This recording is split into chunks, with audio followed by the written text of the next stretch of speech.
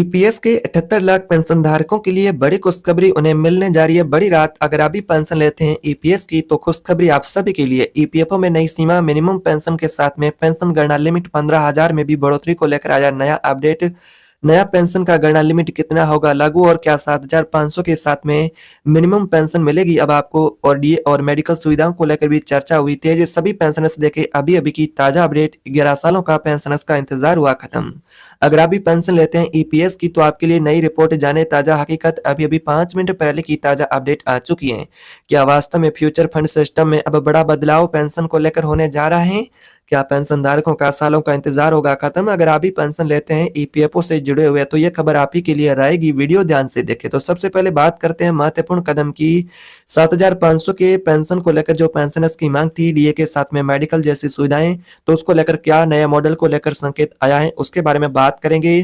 तो आप सभी पेंशनर्स से गुजारिश है कि वीडियो ध्यान से देखें। चैनल पर पहली बार है तो सब्सक्राइब करें। साथ ही आप वीडियो को अपने साथी पेंशनभोगी उनके साथ मित्र के साथ शेयर जरूर करें। अपने साथी मित्र है उनके साथ आपको इस वीडियो में पूरी जानकारी बताएंगे। लेकिन सबसे पहले आज की पेंशन को लेकर खास ताजा रिपोर्ट को समझते हैं कि हाल ही की ताजा पेंशन को लेकर क्या अपडेट आई है। ईपीएफओ के बड़े संकेत की बात करें तो फ्यूचर फंड ऑर्गेनाइजेशन के एक अहम अपडेट सामने आने के बाद पेंशनर्स में एक बार फिर से पेंशन बढ़ोतरी की उम्मीदें बढ़ चुकी हैं।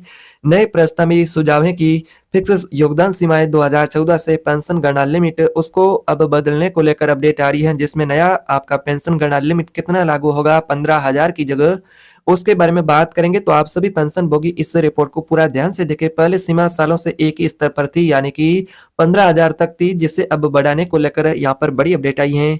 अब रिपोर्ट संकेत दे रही है कि इस पेंशन गणना लिमिट को 15,000 से बढ़ाकर यानी कि इसमें 10,000 की और बढ़ोतरी के बाद नया पेंशन गणना लिमिट 25,000 तक किए जाने को लेकर विचार चल रहा है। इसका मतलब है कि अभी तक बड़ी संख्या में ऐसे पेंशन भोगी थे जो कि ईपीएस का लाभ नहीं ले पाते थे, ईपीएस सिस्टम से बाहर थे, अब उनको भी मौका मिलेगा। लेकिन नई सीमा लागू होते ही यानी कि 1 करोड़ से भी अधिक लोग खुद ब खुद इस सुरक्षा के दायरे में आएंगे, पेंशन के दायरे में आएंगे, तो उन सभी को यह पेंशन का लाभ भी मिलेगा।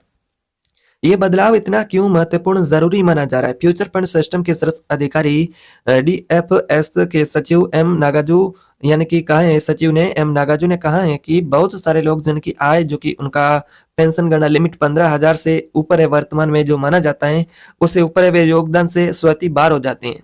इसी वजह से कि उन्हें भविष्य में सुरक्षा मिलने का कहे तो दायरा पेंशन का उनको नहीं मिलता है। ऐसे में नई गणना लिमिट लागू होगी तो वे भी लोग इसका लाभ ले पाएंगे।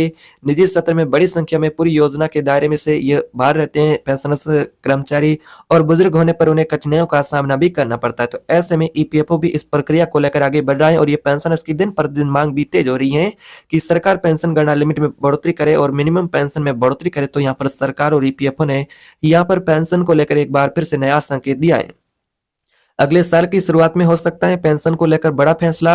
रिपोर्ट के अनुसार बात करें तो यह मसला है जो कि फ्यूचर फंड के केंद्रीय न्यासी बोर्ड की बैठक में साल की शुरुआत में रखा जा सकता है। नए साल का सौगात मिल सकता है। अगर बोर्ड इसे मंजूरी देती है तो आपका जो पेंशन गणना लिमिट जो वर्तमान स्तर है 15,000, इसमें 10,000 की और बढ़ोतरी के बाद 25,000 हो जाएगा, जिससे 1 करोड़ से अधिक नए लोग भी इसके दायरे में आएंगे, वो भी पेंशन सुरक्षा प्रणाली का लाभ उठा पाएंगे।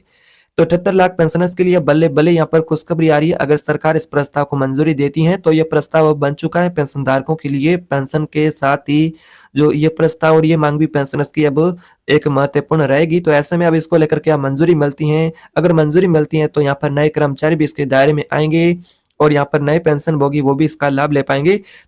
आने वाले महीनों में पेंशन प्रणाली में सबसे बड़ा बदलाव देखने को मिल सकता है। अगर आप भी पेंशन से जुड़ी और भी नई लेटेस्ट ताजा अपडेट पाना चाहते हैं, बदलाव से जुड़ी सबसे पहले अपडेट पाना चाहते हैं, तो वीडियो को लाइक करें, चैनल को सब्सक्राइब करें। आपकी राय क्या है कमेंट बॉक्स में जरूर बताएं। ईपीएफओ अपडेट के साथ यानी कि आगे ईपीएफओ अपडेट लेकर के आपकी राय क्या है जरूर बताएं। मिलते हैं अगली नई ताजा अपडेट में, तब तक के लिए जय हिंद।